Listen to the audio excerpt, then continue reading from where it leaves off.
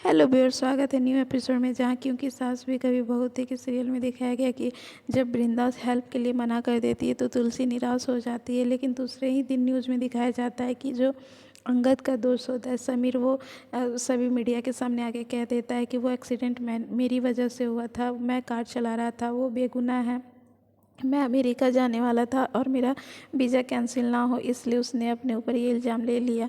लेकिन मैं अब सच बता दिया हूँ इसलिए उसे बाहर आना होगा। अब यहाँ परिवार वाले सभी ये न्यूज़ देखते हैं, खुश हो जाते हैं। यहाँ पे जो मीडिया वाले होते हैं वो पूछते भी हैं कि आपने इतनी देर क्यों कर दी, तो फिर वो बता देता है कि मैं गिल्ट में था, मुझे लगा कि मेरी वजह से मेरा दोस्त इतनी दिन तक रह जाएगा।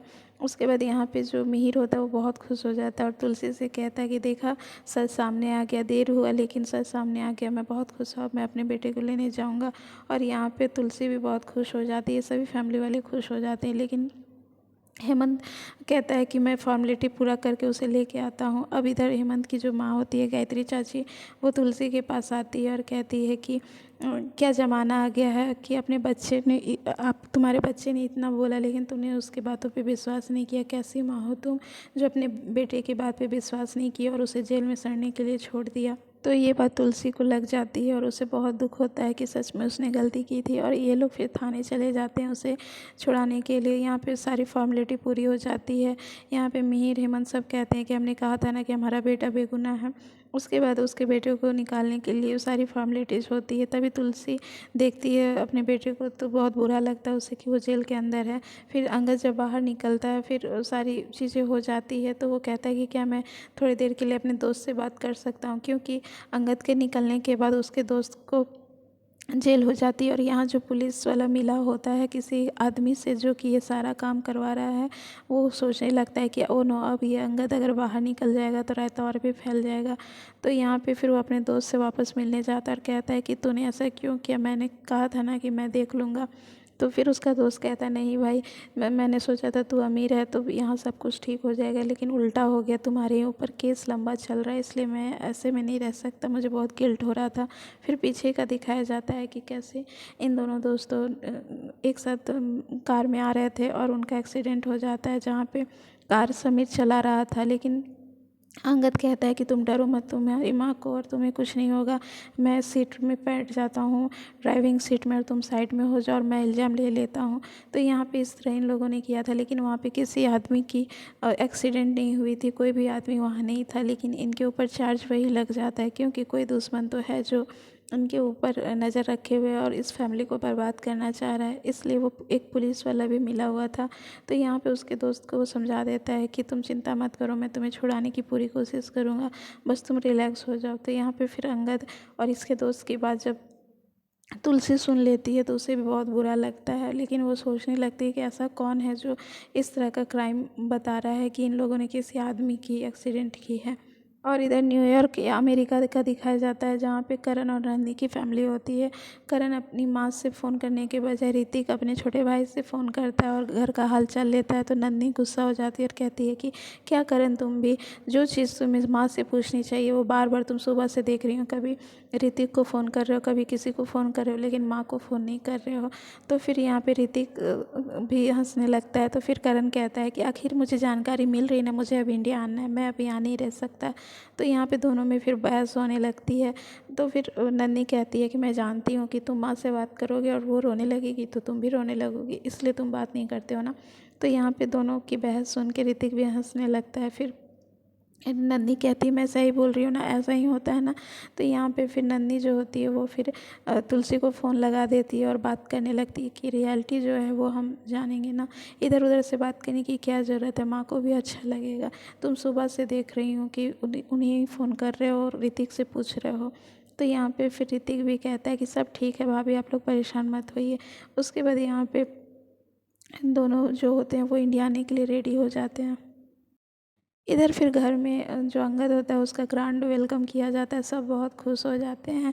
और यहाँ पे सभी की खुशी देख के अंगद भी बहुत खुश हो जाता है। लेकिन तुलसी सैड होती है। तो फिर वहाँ पे उसकी माँ कहती है घर में तो सब खुश दिख रहे हैं, लेकिन तुलसी को क्या हुआ है, तुलसी शायद अपने आप में गिल्ट महसूस कर रही होगी कि इसने कितना भी कहा था कि मैं सही हूँ, फिर भी उसे जेल भेज दी। उसे तो झाड़ू से मारी थी ना। तो फिर यहाँ पे तुलसी कहती है हाँ मैंने मारा था और मैंने गलती की थी, अब सज़ा मुझे मिलेगी। और वो बार बार कहने लगती है कि मैंने तुम्हें झाड़ू से मारा था ना बेटा, इसलिए तू भी मुझे मार। अब यहाँ पे ये बात सुन के अंगद को अच्छा नहीं लगता है, उसके पास जाता है और कहता है कि माँ आप ये कैसी बातें कह रही हैं। जब बचपन में मैं गलती करता था, कभी परी की चोटी काट देता था, कभी ऋतिक के साथ बदमाशी करता था, लेकिन आप मुझे डांटती थी, मारती थी, लेकिन कभी मुझे ये नहीं कहा कि वापस मुझे मार। यहाँ तक आपने करण भैया को, गौतम भैया, किसी को नहीं कहा कि वापस मुझे मार। तो आज मुझे क्यों कह रही हैं? पल भर में आपने मुझे पराया कर दिया ना। तो फिर वो कहती नहीं बेटा, मैं पराया कहाँ की हूँ, मैं तो बस अपनी गलती मान रही हूँ और उस गलती की सज़ा मांग रही हूँ। तो फिर अंगद कहता है आप गलती कभी कर ही नहीं सकती, आप तो हमेशा हमें सुधारती हैं, अच्छी बातें करती हैं, हमारे लिए भला सोचती है, प्लीज़ आप इस तरह की बातें मत करिए। और फिर वो समझाने लगती है कि बेटा मैंने गलती की है, मैंने तुम्हें उस जेल में छोड़ा जहाँ पे कि कितनी दिक्कत होती है। तो फिर वो मनाता है अपनी माँ को और फिर दोनों एक दूसरे से अच्छी तरह से बातें करने लगते हैं। और इधर फिर चौल में दिखाया जाता है कि जो वृंदा की माँ होती है वो नाटक करती है, अपने पैर में प्लास्टर करवा लेती है कि मेरा पैर ख़राब हो गया है, टूट गया है। और सभी चौल वालों से रिस्पेक्ट लेती है जानबूझ के कि सभी मेरी सेवा करेंगे, कुछ कुछ खाने के लिए ला के देंगे, इसलिए वो बाहर बैठी होती है। तो चौल वाले भी समझते हैं कि शायद रियल में इसका हुआ है, इसलिए वो सभी लोग कुछ ना कुछ बना के उसके लिए लाते हैं। लेकिन तभी वहाँ पे बारिश हो रही होती है तो उसका प्लास्टर धुल जाता है और बहने लगता है। तो सभी को पता चल जाता है कि ये बहाना बना रही थी और सब हंसने लगते हैं। अब इनकी जो बहू होती है वो उन्हें पकड़ के ले आ रही होती है घर के अंदर। तो सब कहते हैं इतनी फास्ट कौन चलता है, जब पैर में खराबी होती है तो मोच आया होता है। तो फिर वो समझा देती है कि अरे ऐसा भी होता है। और इधर घर में दिखाया जाता है कि जो मिहिर होते हैं वो नमक हल्दी वाला दूध लेके आते हैं इस अंगद के लिए और कहते हैं कि इसे पी ले, तुम्हारे जितने भी मोच ऊँच आए होंगे, जेल का जो भी होगा वो सब ठीक हो जाएगा। तो यहाँ पे फिर कहता है अच्छा ऐसी बातें हैं, वो पी लेता है। उसके बाद इन दोनों में बातें होती हैं। यहाँ पे मीर समझाता है कि ये दर्द तो ठीक हो जाएगा, लेकिन जब अगर कभी वाइफ मारती है ना वो दर्द ठीक नहीं होता, वो सीधे दिल पे लगता है। तो यहाँ पे वो कहते हैं कि जब तुम्हारी वाइफ आएगी ना, अगर वो तुम्हें मार देगी तो तुम्हें भी ऐसा ही दिल में दर्द होगा। तो फिर दोनों हंसी मजाक करने लगते हैं। तो अंगद कहता है कि मैं तो कभी शादी ही नहीं करूँगा। तो फिर अच्छा तू शादी नहीं करेगा? तभी वहाँ फिर परी की बात याद आ जाती है अंगद को और वो कहता है पापा आपसे और मम्मा से परी कुछ कहना चाहती थी, मैं अभी लेके उसे आता हूँ। अब यहाँ पे जो मिहिर होता है वो परेशान हो जाता है कि मेरी बेटी परी को मुझसे क्या कहना है, और इसलिए फिर वो उसका वेट करने लगता है।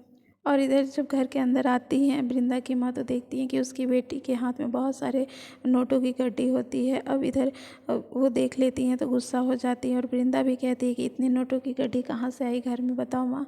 तो वो उसे एक थप्पड़ लगाती है और कहती है कि तू मुझसे पूछेगी, सवाल जवाब करेगी। अब यहाँ पे उसकी बहू यानी उसकी वृंदा की भाभी डर जाती है और पर्दा में छुप के देखने लगती है। फिर यहाँ पे वृंदा को उसकी माँ मारती है और कहती है कि तू क्या समझती है, मैंने ये जो तुम्हें पाल पोस के बड़ा किया ऐसे ही किया है? अरे कितनी जगह मैं परेशान हुई, कितने घर में काम की, तब जाके तुम लोगों को पढ़ाया लिखाया बड़ा किया है। ये जो शरीर है ये ऐसे नहीं बूढ़ा हुआ है, और तू चाहती है कि मैं इन पैसों का तुम्हें हिसाब किताब दूँ? अरे ये पैसे कहाँ से आए, तुम भी समझ रही हो। तो फिर वृंदा कहती है कि ये तो गलत है माँ, अगर आपको गलत तरीके से पैसे लेने थे तो आप पुलिस क्यों भैया को बनाए? तो यहाँ पे फिर वो उसे डांटने लगती है और कहती है फिर से तुझे थप्पड़ चाहिए? तू बताएगी मुझे कि मुझे क्या करना चाहिए? तेरा भाई और तू तो एक ही जैसे हैं, घर में तो कभी खुशियाँ ही नहीं आती, लेकिन मैंने इस बहू को ला के ठीक किया, कम से कम वो तो कुछ सीधा कर लेती है, ताकि अपने तुम्हारे भाई को कुछ समझा देती है। अब वो डर जाती है और इधर वृंदा कहने लगती है लेकिन माँ एक जो बेगुनाह है उसे सज़ा हो रही है, आखिर सही इंसान जो है उसे, जो उस एक्सीडेंट का गुनहगार है उसे सज़ा होनी चाहिए, क्यों इन लोगों को सज़ा होगी? जो जेल के अंदर अभी लड़का गया है वो भी हमारी फैमिली की तरह मिडिल क्लास का है, उस पर क्या बीत रही होगी? तो फिर उसकी माँ उसे डांटने लगती है कि तुझे उसकी पड़ी है, मेरी नहीं पड़ी है, इस घर की नहीं पड़ी है, तू ज़्यादा टाइम टाइम मत कर, समझी? और उसे खूब डांटने लगती है और वृंदा को कहती है कि खबरदार जो तूने कुछ भी सबूत या कुछ भी किसी को बोला है तो। और इधर अंगद जो होता है वो परी को लेके आता है अपने पापा के पास और कहता है कि परी आपसे कुछ कहना चाह रही थी। तभी वहाँ पे तुलसी भी आ जाती है। उसके बाद परी कहती है कि पापा मुझे माफ़ कर दीजिए। तो वो मनाने लगता है कि बेटा क्या गलती हुई है जो तू मुझसे माफ़ी मांग रही, तुम मुझसे कभी माफ़ी मत मांग, तू तो मेरी अच्छी बेटी है। तो फिर परी कहती नहीं पापा मैंने गलती की है, मैंने आपकी बात नहीं मानी। अब आप मुझे जिससे शादी करने कहोगे मैं करूँगी। वो लड़का जो आप पार्टी पे लाए थे मैं उससे मिलना चाहती हूँ, आप मुझे मिला दो, मैं शादी के लिए तैयार हो जाऊँगी। तो यहाँ पे वो कहने लगता है बेटा इतनी हड़बड़ी किसी बात की नहीं है, हम तुम्हारी इच्छा से ही करेंगे। तुलसी भी कहती है हाँ बेटा, लेकिन परी कहती है नहीं बेटे नहीं, मैंने पहले ही बहुत गलती की है, इसलिए आप मुझे बस मिला दो, आप चाहते हो मैं शादी करूं मैं कर लूँगी। अब यहाँ पे परी को इस हालत में देख के फिर सभी उसे मनाने लगते हैं। और इधर तुलसी को फ़ोन आता है वृंदा का। वृंदा कहती है कि मैं वृंदा बोल रही हूँ। तो फिर तुलसी पहले उससे मिली होती है जो कि उसे इग्नोर कर देती है, उसकी बात नहीं मानती, इसलिए उसके लिए वो सॉरी बोलती है कि मुझे माफ़ कर दीजिए, मैंने कल आपकी बात नहीं मानी थी, लेकिन आज मैं आपका साथ देना चाहता हूँ, मैं वो सच बताना चाहती हूँ जो मैंने देखा है फुटेज में। तो फिर वो कहती है ठीक है, मैं एक एड्रेस दे रही हूँ, तुम इस पे आ जाना। और वो कहती है ठीक है। तो तुलसी उसे एड्रेस दे देती है और इधर आने वाले और इधर मिहिर जो होता है वो आता है तुलसी के पास और कहता है कि हमें उस लड़के को अब घर पे बुलाना चाहिए मिलने के लिए, इसलिए मैं कल ही फ़ोन करके कह देता हूँ। तो तुलसी भी मान जाती है कि ठीक है, हमें हमारी बेटी की खुशी चाहिए, तो हम फ़ोन कर देते हैं। तभी फिर जो ये जो उनके फ्रेंड का बेटा होता है उसे मिहिर फ़ोन कर देते हैं और कहते हैं कि बेटा हाँ, तुम्हारे पापा कहाँ हैं, मुझे उनसे बात करनी थी शादी के बारे में। तो वो लड़का खुश हो जाता है और कहता है कि पापा थोड़ा बाहर गए हैं काम से, लेकिन मैं बता दूंगा उन्हें। तो फिर वो बताते हैं कि मैं घर बुला रहा था तुम लोगों को। तो वो खुश हो जाते हैं। तभी वहीं पे वो आदमी होता है जो अंगद को पुलिस तक पहुंचाया था। तो वो आदमी कहता है कैसे नहीं, वो लोग मानेंगे, वो लोग तो अब जाल में फंस गए हैं, वो लोग तो अब आएंगे ही तुम्हारे पास। तो अभी कुछ पता नहीं चला है कि आखिर वो आदमी ऐसा क्यों कर रहा है। और आने वाले एपिसोड में यही दिखाया जा रहा है कि जो उस लड़की की माँ होती है वो कहती है कि परी किचन का काम करेगी, जिससे मिहिर गुस्सा हो जाता है और कहता है कि मेरी बेटी कभी घर का काम नहीं करती, वो बाहर का काम करती है, कभी आज तक किचन नहीं गई है। तो इन दोनों में फिर बकझक होने लगती है, जिससे कि फिर मिहिर जो है ये शादी कैंसिल कर देते हैं। तो आने वाला एपिसोड इंटरेस्टिंग है, जुड़े रहिए हमारे पेज में। Thank you.